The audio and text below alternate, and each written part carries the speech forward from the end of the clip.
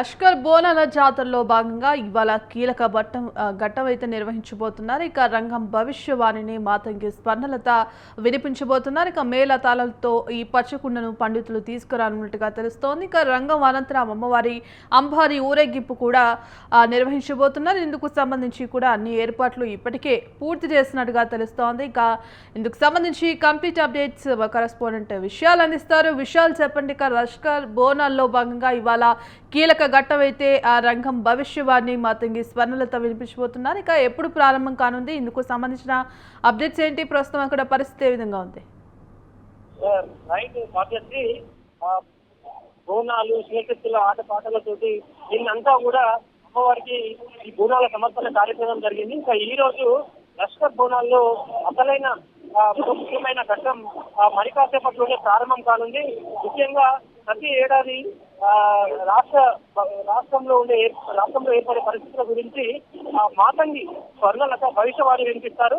అది బోనాల ఉజ్జయిని మహంకాళి బోనాలు పూర్తయిన మరుసటి రోజు ఈ కార్యక్రమం ఉంటుంది.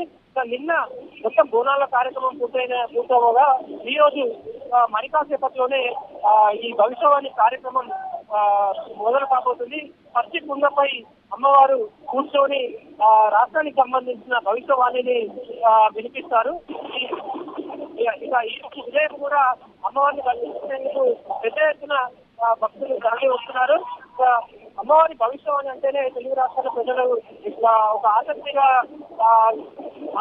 చూస్తారు. ఎందుకంటే రాష్ట్రంలో ఏర్పడే పరిస్థితుల గురించి అమ్మవారు చెప్పేదంతా కూడా జరుగుతుందని తెలుగు రాష్ట్రాల ప్రజలు నమ్ముతారు.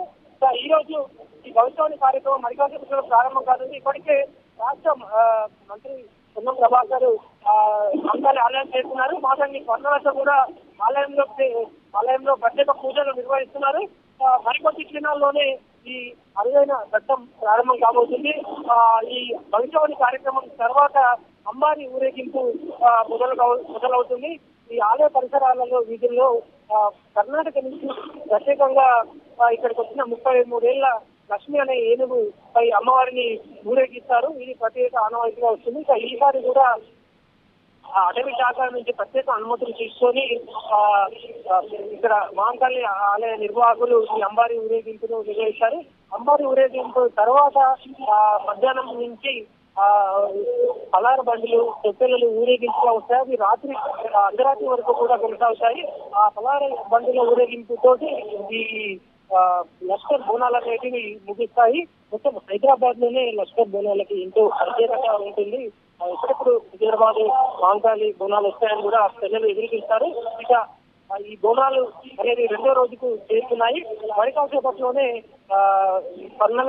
మాతంగి స్వర్ణలత తెలుగు రాష్ట్రాలకు సంబంధించిన భవిష్యవాణిని వినిపిస్తారు. భాగ్యశ్రీ.